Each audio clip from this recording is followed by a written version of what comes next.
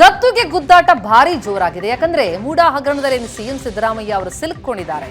ಅದಾಗ್ತಾ ಇದ್ದಂತೆ ಆ ಸಂಕಷ್ಟದ ಸುಳಿಗಿಂದಾಗಿ ಸಿಎಂ ಒಂದೊಮ್ಮೆ ಕುರ್ಚಿ ಬಿಡುವಂತಹ ಸನ್ನಿವೇಶ ಬಂದ್ರೆ ಆಗ ಕುರ್ಚಿ ಏರೋರು ಯಾರು? ಅದಕ್ಕೆ ಸರ್ಕಸ್ ಈಗಲೇ ಬಹಳ ಜೋರಾಗಿ ಸಾಗ್ತಾ ಇದೆ. ಮೇಲ್ನೋಟಕ್ಕೆ ನಾವು ನೋಡ್ತಾ ಇದೀವಿ, ಎಲ್ಲರೂ ಸಿಎಂ ಸಿದ್ದರಾಮಯ್ಯನವರ ಪರ ನಿಂತದ್ದು ಕಂಡು ಬರ್ತಾ ಇದೆ. ಆದ್ರೆ ಒಳಗೊಳಗೆ ಏನಾಗ್ತಾ ಇದೆ? ಕಾಂಗ್ರೆಸ್ ಹಿಂಬಾಗಿಲಿನಲ್ಲಿ ರಣತಂತ್ರ ನಡೀತಾ ಇದೆಯಾ? ನಿನ್ನೆ ಪರಮೇಶ್ವರ್ ಭೇಟಿಯಾದ್ರು ಸಚಿವ ಸತೀಶ್ ಜಾರಕಿಹೊಳಿ ಜೊತೆಗೆ. ಈ ಭೇಟಿ ಇದೆ ಮೊದಲೇನಲ್ಲ, ಪದೇ ಪದೇ ಭೇಟಿಯಾಗ್ತಾ ಇದ್ದಾರೆ ಗೃಹ ಸಚಿವ ಪರಮೇಶ್ವರ್ ಮತ್ತು ಸಚಿವ ಸತೀಶ್ ಜಾರಕಿಹೊಳಿ ಜೊತೆಗೆ. ಅದಕ್ಕೂ ಮುಂಚೆ ಹಿಂದೆ ದೆಹಲಿಗೆ ಹೋಗಿ ಬಂದಿದ್ರು, ಖರ್ಗೆ ಅವರನ್ನ ಭೇಟಿಯಾಗಿದ್ರು. ಸಿಎಂ ಸಿದ್ದರಾಮಯ್ಯ ಆಪ್ತ ಬಳಗದಲ್ಲೇ ರಹಸ್ಯ ಸಭೆ, ಒಂದಾದ ಮೇಲೊಂದರಂತೆ ಕೈ ನಾಯಕರ ಮೀಟಿಂಗ್ ನಡೀತಾ ಇದೆ. ಹೈಕಮಾಂಡ್ ಭೇಟಿಯಾದ ಮೇಲೆ ರಾಜ್ಯದಲ್ಲಿ ಫುಲ್ ಮಿಂಚಿನ ಸಂಚಾರ. ಸತೀಶ್ ಜಾರಕಿಹೊಳಿ ಪರಮೇಶ್ವರ್ ಭೇಟಿ, ಡಿಕೆ ಶಿವಕುಮಾರ್ ಖರ್ಗೆ ಭೇಟಿ. ಈ ಭೇಟಿಗಳು ಏನ ಸೂಚನೆಯನ್ನ ಸುಳಿವನ್ನ ನೀಡ್ತಾ ಇದೆ? ಸಿದ್ದರಾಮಯ್ಯನವರು ಗದ್ದುಗೆ ಬಿಡೋ ಸಂದರ್ಭ ಬಂದ್ರೆ ಆಗ ಏರೋರು ಯಾರು? ಅದಕ್ಕೀಗಲೇ ಸರ್ಕಸ್ಸ ಅಥವಾ ಅವರನ್ನ ಕುರ್ಚಿಯಿಂದ ಕೆಳಗಿಳಿಸುವಂತಹ ಪ್ರಯತ್ನಗಳೇನಾದರೂ ಆಗ್ತಾ ಇದೆಯಾ? ಎದುರುಗಡೆ ಕಾಣ್ತಾ ಇರುವಂತಹ ಹೇಳಿಕೆಗಳಿಗೂ ಹಿಂದಾಗ್ತಾ ಇರುವಂತಹ ರಾಜಕೀಯಕ್ಕೂ ಅಜಗಜಾಂತರ ಅಂತ ಅನಿಸ್ತಾ ಇದೆ. ನೋಡ್ತಾ ಹೋದ್ರೆ ಕುರ್ಚಿ ಪೊಲಿಟಿಕ್ಸ್ ಜೋರಾಗಿದೆ. ಕಾಂಗ್ರೆಸ್ ನಾಯಕರಂತೂ ಮೇಲಿಂದ ಮೇಲೆ ಸಿದ್ದರಾಮಯ್ಯ ಅವ್ರ ಜೊತೆಗೆ ನಾವಿದ್ದೀವಿ, ಎಲ್ಲಾ ಸಚಿವರಿದ್ದಾರೆ, ಶಾಸಕರಿದ್ದಾರೆ ಅಂತ ಹೇಳ್ತಾನೆ ಬರ್ತಾ ಇದ್ದಾರೆ. ಆದ್ರೆ ಹಾಗಾದ್ರೆ ಪ್ರತ್ಯೇಕವಾಗಿ ರೀತಿಯಾಗಿ ಮೀಟಿಂಗ್ ಮಾಡ್ತಾ ಇರೋ ಉದ್ದೇಶ ಆದ್ರೂ ಏನು ಅನ್ನುವಂಥದ್ದು ಸಾಕಷ್ಟು ಕುತೂಹಲಕ್ಕೆ ಕಾರಣ ಆಗ್ತಾ ಇದೆ. 5 ವರ್ಷ ಸಿದ್ದರಾಮಯ್ಯ ಅವರೇ ಸಿಎಂ ಆಗಿರ್ತಾರೆ ಅಂತ ಹೇಳ್ತಾ ಇರುವಂತಹ ನಾಯಕರು ಯಾಕೆ ಹಾಗಾದ್ರೆ ಈ ರೀತಿಯಾಗಿ ಖುದ್ದು ಭೇಟಿಯಾಗ್ಬಿಟ್ಟು ಮೀಟಿಂಗ್ ಮಾಡಿ ಚರ್ಚೆಗಳನ್ನ ನಡೆಸ್ತಾ ಇದ್ದಾರೆ ಅನ್ನೋದು ಸಾಕಷ್ಟು ಕುತೂಹಲಕ್ಕೆ ಕಾರಣ ಆಗ್ತಾ ಇದೆ. ಕಾಂಗ್ರೆಸ್ ಪಕ್ಷದ ಹಿಂಬಾಗಿಲಿನಿಂದ ಹಾಗಾದ್ರೆ ಏನಾದ್ರೂ ರಣತಂತ್ರ ನಡೀತಾ ಇದೆಯಾ? ಸಿಎಂ ಬೆನ್ನಿಗೆ ನಿಂತರೂ ಸಹ ಸದ್ದಿಲ್ಲದೆ ಸಿಎಂ ಕುರ್ಚಿಗಾಗಿ ಆಸೆ ಪಡ್ತಾ ಇದ್ದಾರಾ ನಾಯಕರು ಅನ್ನೋದು ಸಾಕಷ್ಟು ಕುತೂಹಲ ಕಾರಣ ಆಗ್ತಾ ಇದೆ. ಮೇಲಿಂದ ಮೇಲೆ ಅದು ಸಿಎಂ ಆಪ್ತರೇ ಈ ರೀತಿಯಾಗಿ ಸೀಕ್ರೆಟ್ ಆಗಿ ಮೀಟಿಂಗ್ ಮಾಡ್ತಾ ಇರೋದು ಈಗ ಸಾಕಷ್ಟು ಕುತೂಹಲಕ್ಕೆ ಕಾರಣ ಆಗಿದೆ. ಸಿದ್ದರಾಮಯ್ಯ ಪರ ವಕಾಲತ್ತು ವಹಿಸ್ತಾರೆ, ಅವಕಾಶ ಬಂದ್ರೆ ಕೊಡಿ ಅನ್ನೋ ತಂತ್ರವನ್ನ ಸಹ ಹೇಳಿತಾ ಇದ್ದಾರೆ ಅಂತ ಅನ್ನಿಸ್ತಾ ಇದೆ. ಸಿದ್ದು ಅಧಿಕಾರ ಬಿಡು ಸ್ಥಿತಿಗೆ ಬಂದ್ರೆ ಅವಕಾಶಕ್ಕಾಗಿ ಕಾದಿದ್ದಾರೆ ಸಾಕಷ್ಟು ನಾಯಕರು. ಸಿದ್ದರಾಮಯ್ಯ ಪರವಾಗಿ ಇಟ್ಕೊಂಡೆ ಕುರ್ಚಿಗಾಗಿ ಕೆಲವರು ಹಾಗಾದ್ರೆ ರಣತಂತ್ರವನ್ನ ರೂಪಿಸ್ತಾ ಇದ್ದಾರೆ. ಪರಮೇಶ್ವರ್ ಅವರಾಗಿರ್ಬಹುದು, ಸತೀಶ್ ಜಾರಕಿಹೊಳಿ ಆಗಿರಬಹುದು, ಇವರೆಲ್ಲರೂ ಸಹ ಸಿದ್ದರಾಮಯ್ಯ ಅವರ ಆಪ್ತ ಬಣದಲ್ಲಿ ಗುರುತಿಸಿಕೊಂಡಿದ್ದಾರೆ. ಆದ್ರೆ ಇವರೇ ಕೂತು ಪ್ರತ್ಯೇಕವಾಗಿ ಮಾತುಕತೆಯನ್ನ ನಡೆಸ್ತಾರೆ ಅಂದ್ರೆ ಏನ್ ಮಾತುಕತೆ ಆಯ್ತು ಹಾಗಾದ್ರೆ ಅಲ್ಲಿ? ಜೊತೆಗೆ ಡಿಕೆ ಶಿವಕುಮಾರ್ ಅವರು ಹೋಗಿ ಎಐಸಿಸಿ ಅಧ್ಯಕ್ಷ ಮಲ್ಲಿಕಾರ್ಜುನ ಖರ್ಗೆ ಅವರನ್ನ ಹೋಗಿ ಭೇಟಿಯಾಗಿ ಮಾತನಾಡ್ತಾರೆ ಅಂದ್ರೆ ಏನ್ ಚರ್ಚೆ ಆಯ್ತು ಅಲ್ಲಿ ಹಾಗಾದ್ರೆ? ಒಂದ್ ಕಡೆ ವಿಪಕ್ಷಗಳು ರಾಜೀನಾಮೆಯನ್ನ ಸಿದ್ದರಾಮಯ್ಯ ಅವರು ಕೊಡ್ಲೇಬೇಕು ಅಂತ ಹೇಳಿ ಹಠಕ್ ಬಿದ್ದಿದ್ದಾರೆ. ಮತ್ತೊಂದ್ ಕಡೆ ಸಿಎಂ ಯಾವುದೇ ಕಾರಣಕ್ಕೂ ಬದಲಾಗಲ್ಲ, ಅವ್ರು ರಾಜೀನಾಮೆ ಕೊಡಲ್ಲ ಅಂತ ಹೇಳ್ತಾ ಇರುವಂತಹ ನಾಯಕರೇ ಪದೇ ಪದೇ ಮೀಟಿಂಗ್, ಅದು ರಹಸ್ಯ ಮೀಟಿಂಗ್ ಅನ್ನ ಮಾಡ್ತಾ ಇರೋದು ಕುತೂಹಲ ಕಾರಣ ಆಗ್ತಾ ಇದೆ. ಹಾಗಾದ್ರೆ ಸಿಎಂ ಬೆನ್ನ ಹಿಂದೆ ನಿಂತಿರುವವರು, ಬೆನ್ನಿಗೆ ನಿಂತಿದ್ದವರೇ ಸಿಎಂ ರೇಸ್ನಲ್ಲಿದ್ದಾರಾ? ಕುರ್ಚಿ ಖಾಲಿ ಆಗ್ಲಿ ಅಂತ ಕಾಯ್ತಾ ಇದ್ದಾರಾ ಹಾಗಾದ್ರೆ ಅನ್ನುವಂತಹ ಸಾಕಷ್ಟು ಪ್ರಶ್ನೆಗಳು ಮೂಡ್ತಾ ಇದೆ.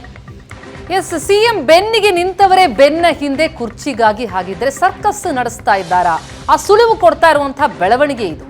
ಅವಕಾಶಕ್ಕಾಗಿ ಕಾದು ಕುಳಿತಿದ್ದಾರಾ ನಾಯಕರು? ಹಾಗಿದ್ರೆ ಸಿಎಂ ಪರ ಇದ್ದೀವಿ ಅಂತ ಹೇಳಿಕೆಗಳನ್ನ ಕೊಡ್ತಲೇ ಸಿಎಂ ಏನಾದ್ರೂ ಕುರ್ಚಿ ಬಿಟ್ರೆ ತಾವು ಕೂರೋದಕ್ಕೆ ಸಿದ್ಧ ಆಗಿ ಕುಳಿತಿದ್ದಾರಾ? ಆಪ್ತ ಬಳಗದಲ್ಲೇ ರಹಸ್ಯ ಸಭೆಗಳು ನಡೀತಾ ಇರೋದು ಕುತೂಹಲ ಹೆಚ್ಚಿಸ್ತಾ ಇದೆ.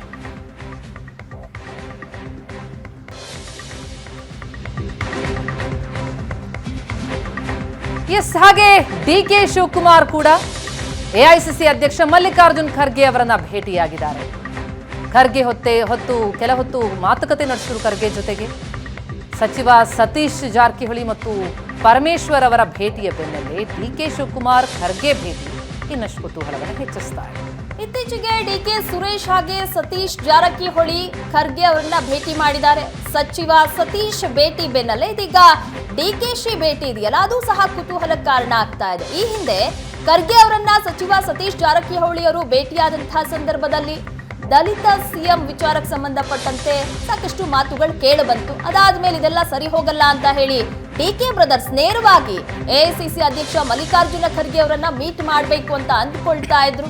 ಆದರೆ ನಿನ್ನೆ ಡಿಸಿಎಂ ಡಿಕೆ ಶಿವಕುಮಾರ್ ಭೇಟಿಯಾಗಿ ಮಾತನಾಡಿದ್ದಾರೆ. ಎಸ್, ಹಾಗಾದ್ರೆ ಈ ಭೇಟಿ ಏನು ಸುಳಿವು ಕೊಡ್ತಾ ಇದೆ?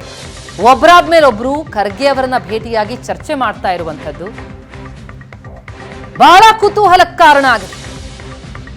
ಇಡೀ ಕಾಂಗ್ರೆಸ್ ಪಕ್ಷ, ಹೈಕಮಾಂಡ್, ಎಲ್ಲ ಸಚಿವರುಗಳು, ಶಾಸಕರು ಪ್ರತಿಯೊಬ್ಬರೂ ಸಿಎಂ ಬೆನ್ನಿಗಿದ್ದಾರೆ ಎನ್ನುವ ಸಂದೇಶ ರವಾನಿಸುವಂತಹ ಪ್ರಯತ್ನಗಳು ಮೇಲ್ನೋಟಕ್ಕಾಗ್ತಾ ಇದೆ ನಿಜ. ಆದರೆ ಬ್ಯಾಕ್ಗ್ರೌಂಡ್ ನಲ್ಲಿ ಆಗ್ತಾ ಇರುವಂತಹ ಈ ಭೇಟಿಗಳಿದೆಯಲ್ಲ, ಅದು ಒಮ್ಮೆ ಭೇಟಿಯಾದದ್ದಲ್ಲ, ಪದೇ ಪದೇ ಭೇಟಿ. ಖರ್ಗೆ ಅವರನ್ನ ಹೋಗಿ ಈ ಇಬ್ಬರು ನಾಯಕರುಗಳ ಭೇಟಿಯಾಗಿರೋದು, ಒಂದು ಕಡೆ ಸತೀಶ್ ಜಾರಕಿಹೊಳಿ ಭೇಟಿ, ಮತ್ತೊಂದೆಡೆ ಡಿಸಿಎಂ ಡಿಕೆ ಶಿವಕುಮಾರ್ ಭೇಟಿ ಕುತೂಹಲವನ್ನ ಹೆಚ್ಚಿಸ್ತಾ ಇದೆ. ಈ ಬಗ್ಗೆ ಹೆಚ್ಚಿನ ಡೀಟೇಲ್ಸ್ ಕೊಡ್ತಾರೆ ನಮ್ಮ ಪ್ರತಿನಿಧಿ ಮಾರುತೇಶ್, ದೂರವಾಣಿ ಸಂಪರ್ಕದಲ್ಲಿದ್ದಾರೆ. ಮಾರುತೇಶ್, ನಾವು ಸಿಎಂ ಜೊತೆ ಇದ್ದೀವಿ, ಎಲ್ಲ ಸಚಿವರು ಶಾಸಕರು ಎಲ್ಲರೂ ಸಹ ಸಿಎಂ ಜೊತೆ ಇದ್ದೀವಿ, ರಾಜೀನಾಮೆ ಅವ್ರು ಕೊಡಲ್ಲ ಅಂತ ಹೇಳ್ತಾರೆ ಒಂದ್ ಕಡೆ, ಮತ್ತೊಂದ್ ಕಡೆ ರಹಸ್ಯವಾಗಿ ಮೀಟಿಂಗ್ ಮಾಡ್ತಾರೆ. ಎಐಸಿಸಿ ಅಧ್ಯಕ್ಷ ಮಲ್ಲಿಕಾರ್ಜುನ ಖರ್ಗೆ ಅವರನ್ನ ಕಾಂಗ್ರೆಸ್ ನಾಯಕರು ಹೋಗಿ ಭೇಟಿ ಮಾಡ್ತಾ ಇದ್ದಾರೆ. ಏನಾಗ್ತಾ ಇದೆ ಹಾಗಾದ್ರೆ ಅಂತ ಕಾಂಗ್ರೆಸ್ ಪಾಳ್ಯದಲ್ಲಿ? ಪ್ರಗತಿ ಒಂದಂತೂ ಸ್ಪಷ್ಟ, ಸಿಎಂ ಸಿದ್ದರಾಮಯ್ಯನವರ ಬದಲಾವಣೆ ಆದ್ರೆ ಇರುವ ಅವಕಾಶಗಳನ್ನ ಬಳಸಿಕೊಳ್ಳುವಂತ ನಿಟ್ಟಿನಲ್ಲಿ ಈ ಸಭೆಗಳು ನಡೀತಾ ಇದೆ ಅನ್ನೋದ್ರಲ್ಲಿ ಯಾವುದೇ ಅನುಮಾನಗಳಿಲ್ಲ. ಒಂದು, ಸಿಎಂ ಆಪ್ತ ಬಳಗದಲ್ಲೇ ಇರ್ತಕ್ಕಂಥವ್ರಿಂದಲೇ ಈ ತರದ ಪದೇ ಪದೇ ಭೇಟಿಗಳಾಗ್ತಾ ಇದೆ, ಹೈಕಮಾಂಡ್ ನಾಯಕರನ್ನ ಭೇಟಿ ಆಗ್ತಾ ಇರುವಂತದ್ದು ನಡೀತಾ ಇದೆ. ಯಾಕಂದ್ರೆ ಸತೀಶ್ ಜಾರಕಿಹೊಳಿ ಇತ್ತೀಚೆಗಷ್ಟೇ ಮಲ್ಲಿಕಾರ್ಜುನ ಖರ್ಗೆ ಅವ್ರನ್ನ ಭೇಟಿಯಾಗಿ ಬಂದ್ರು. ಅದಕ್ಕೂ ಮುಂಚೆ ರಾಹುಲ್ ಗಾಂಧಿ ಅವ್ರನ್ನ 1-to-1 ಭೇಟಿಯಾಗಿ ಬಂದಿದ್ರು.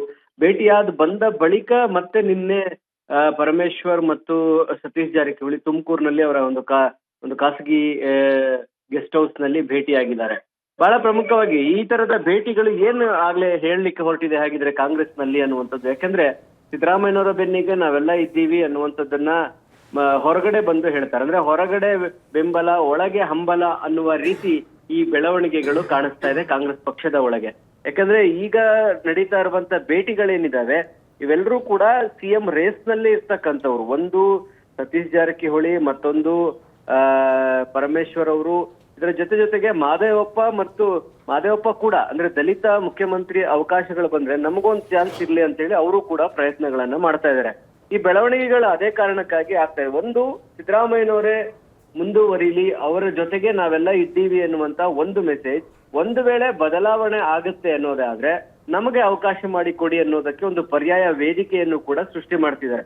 ಸಹಜವಾಗಿ ಈ ಭೇಟಿಗಳು ಕಾಂಗ್ರೆಸ್ನ ಒಳಗೆ ಒಂದು ರೀತಿ ತಳಮಳ, ಆತಂಕವನ್ನು ಉಂಟು ಮಾಡುತ್ತಿದೆ. ಯಾಕಂದ್ರೆ ಮುಖ್ಯಮಂತ್ರಿಗಳ ಬದಲಾವಣೆ ಇಲ್ಲ ಅನ್ನುವಂತ ಸಂದರ್ಭದಲ್ಲಿ ಈ ರೀತಿಯಾದಂತಹ ಪದೇ ಪದೇ ಭೇಟಿಗಳ ಅವಶ್ಯಕತೆ ಏನಿದೆ, ಈ ಭೇಟಿಗಳ ಆಗ್ಬೇಕಾಗಿರೋದು ಯಾಕೆ? ಅದು ಅಲ್ಲದೆ ಬೇರೆ ಯಾವ ನಾಯಕರುಗಳು ಭೇಟಿ ಆಗ್ತಾ ಇಲ್ಲ, ಯಾರು ಮುಖ್ಯಮಂತ್ರಿ ರೇಸ್ ನಲ್ಲಿದ್ದಾರೆ ಆ ನಾಯಕರುಗಳ ಭೇಟಿಗಳೇ ಹೆಚ್ಚು ನಡೀತಾ ಇದೆ. ಜೊತೆಗೆ ಮಾರುತೇಶ, ಮತ್ತು ಕುತೂಹಲ ಹೆಚ್ಚಿಸ್ತಾ ಇರೋದು ಅಂತಂದ್ರೆ, ಈಗ ಡಿಸಿಎಂ ಡಿಕೆ ಶಿವಕುಮಾರ್ ಭೇಟಿ ಅಷ್ಟು ಅಚ್ಚರಿ ಮೂಡಿಸ್ತಿರ್ಲಿಲ್ವೇನೋ, ಸಿಎಂ ಆಪ್ತ ಬಳಗದಲ್ಲಿರೋರೇ ಇಂತಹ ಪ್ರಯತ್ನಗಳು ಮಾಡ್ತಾ ಇದ್ದೀಯಲ್ಲ, ಅದು ಬಹಳಷ್ಟು ಕುತೂಹಲನ ಹೆಚ್ಚಿಸ್ತಾ ಇದೆ. ಸತೀಶ್ ಜಾರಕಿಹೊಳಿ ಅವರ ಖರ್ಗೆ ಭೇಟಿ, ಪರಮೇಶ್ವರ್ ಅವರ ಜೊತೆ ಪದೇ ಪದೇ ಭೇಟಿಯಾಗಿ ಮಾತನಾಡ್ತಾ ಇರೋದು, ಏನು ಸೂಚನೆ, ಏನು ಸುಳಿವು ಇದು ಕೊಡ್ತಾ ಇರೋದು? ಈಗ ಸಿಎಂ ಆಪ್ತ ಬಳಗದಲ್ಲಿ ಇರ್ತಕ್ಕಂಥ ಸಚಿವರದ ವಾದ ಒಂದೇ, ಒಂದು, ಸಿದ್ದರಾಮಯ್ಯನವ್ರನ್ನ ಮುಂದುವರಿಸಬೇಕು, ಯಾವುದೇ ಕಾರಣಕ್ಕೂ ಕೆಳಗಿಳಿಸಬಾರ್ದು ಅಂತ. ಒಂದು ವೇಳೆ ಅಂತ ಪರಿಸ್ಥಿತಿ ಬಂದ್ರೆ ದಲಿತ ಮುಖ್ಯಮಂತ್ರಿಗೆ ಕ್ಲೈಮ್ ಮಾಡಬೇಕು, ನಾವೆಲ್ಲ ಒಗ್ಗೂಡ್ಬೇಕು ಅನ್ನುವಂತಹ ಚರ್ಚೆಗಳನ್ನು ಬಂದ್ರೆ ಸಿಎಂ ಹಿಡಿದ್ರೆ ಅದಕ್ಕೊಂದು ಪರ್ಯಾಯ ವೇದಿಕೆ ಅನ್ನುವಂತ ನಿಟ್ಟಿನಲ್ಲಿ ಈ ಭೇಟಿಗಳು ಆಗ್ತಾ ಇದೆ. ಇದರ ನಡುವೆ ಡಿಕೆ ಶಿವಕುಮಾರ್ ನಿನ್ನೆ ಒಂದು ಮಾತು ಹೇಳಿದ್ರು, ಯಾರ್ಯಾರು ಏನೇನ್ ಭೇಟಿ ಆಗ್ತಾರೆ, ಯಾರ್ಯಾರು ಎಲ್ಲೆಲ್ಲಿ ರಹಸ್ಯ ಸಭೆಗಳು ನಡೆಸ್ತಾರೆ, ಎಲ್ಲವನ್ನೂ ಕೂಡ ಕೆಪಿಸಿಸಿಯ ಅಧ್ಯಕ್ಷ ಆಗಿ ನಾನು ಮತ್ತು ನಮ್ಮ ಸಂಶೋಧನಾ ತಂಡ ಎಲ್ಲಾ ಮಾಹಿತಿಯನ್ನ ಹೈಕಮಾಂಡ್ಗೆ ರವಾನೆ ಮಾಡುತ್ತೆ ಅನ್ನುವಂಥದ್ದನ್ನ ಹೇಳಿದ್ರು. ಹೀಗಾಗಿ ಖರ್ಗೆ ಅವರನ್ನ ಭೇಟಿಯಾಗ ಬಂದ ಬಳಿಕ ಸತೀಶ್ ಜಾರಕಿಹೊಳಿ ಪರಮೇಶ್ವರ್ ಅವರನ್ನ ಭೇಟಿಯಾಗಿ ಹೈಕಮಾಂಡ್ ಸಂದೇಶ ಏನು ಅನ್ನೋದನ್ನ ತಿಳಿಸಿದ್ರ ಅನ್ನುವಂತ ಚರ್ಚೆಗಳಿದಾವೆ. ಇದರ ಜೊತೆಗೆ ನಿನ್ನೆ ಡಿಕೆ ಶಿವಕುಮಾರ್ ಕೂಡ ಖರ್ಗೆ ಅವರನ್ನ ಭೇಟಿಯಾಗಿರೋದು ಕೂಡ ಈ 1-to-1 ಭೇಟಿಗಳಿರ್ಬೋದು, ದಲಿತ ಸಚಿವರ ಭೇಟಿಗಳಿರ್ಬೋದು, ಅದಕ್ಕೆ ಒಂದು ರೀತಿ ತಿರುಗೇಟು ನೀಡುವಂತದ್ದ ಅಥವಾ ಅವ್ರ ಮೇಲೆ ದೂರು ಹೇಳೋದಕ್ಕೆ ಏನಾದ್ರು ಭೇಟಿ ಆಗಿದ್ರ ಅನ್ನುವಂತ ಚರ್ಚೆಗಳು ಕೂಡ ಡಿಸಿಎಂ ಮತ್ತು ಮಲ್ಲಿಕಾರ್ಜುನ ಖರ್ಗೆ ಅವರ ಭೇಟಿಯಿಂದ ವ್ಯಕ್ತವಾಗ್ತಾ ಇರುವಂತಹ ಅಭಿಪ್ರಾಯ.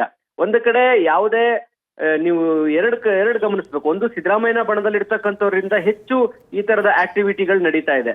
ಡಿಕೆ ಶಿವಕುಮಾರ್ ಬಣದಲ್ಲಿ ಇರ್ತಕ್ಕಂಥವ್ರು ಯಾರು ಕೂಡ ಈ ರೀತಿಯಾದಂತಹ ಮೀಟಿಂಗ್ ಗಳು ಸೇರೋದಾಗ್ಲಿ ಆ ತರದ್ದೇನು ನಡೀತಾ ಇಲ್ಲ. ಯಾಕಂದ್ರೆ ಎಸಿಸಿ ಅಧ್ಯಕ್ಷರನ್ನೇ ನೇರವಾಗಿ ಡಿಕೆ ಶಿವಕುಮಾರ್ ಭೇಟಿಯಾಗಿ ಮಾತುಕತೆ ಮಾತಾಡಿದ್ದಾರೆ.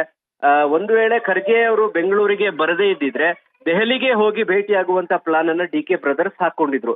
ಡಿ ಕೆ ಬ್ರದರ್ಸ್ ಪ್ಲಾನ್ ಸದ್ಯಕ್ಕೆ ಇರುವಂತದ್ದು ಪ್ರತಿಮಾ, ಸಿದ್ದರಾಮಯ್ಯನವರೇ ಮುಂದುವರಿಲಿ, ಒಂದು ವೇಳೆ ಅದು ಆಗ್ಲಿಲ್ಲ ಅಂದ್ರೆ ನಮಗೆ ಅವಕಾಶ ಸಿಗ್ಲಿ ಅನ್ನುವಂಥದ್ದು. ಆ ಕಾರಣಕ್ಕಾಗಿ ಡಿ ಕೆ ಸುರೇಶ್ ಪದೇ ಪದೇ ಸಿದ್ದರಾಮಯ್ಯನವರ 5 ವರ್ಷಗಳ ಕಾಲ ಮುಖ್ಯಮಂತ್ರಿಗಳಾಗಿರ್ತಾರೆ ಅನ್ನುವಂತ ಮಾತನ್ನು ಹೇಳ್ತಿದ್ದಾರೆ.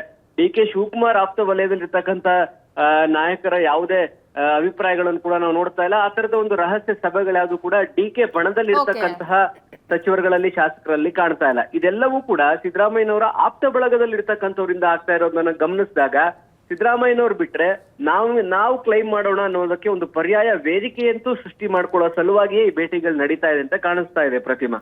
ಓಕೆ ಮಾರುತೇಶ್, ಹಾಗೆ ಸಂಪರ್ಕದಲ್ಲಿರಿ.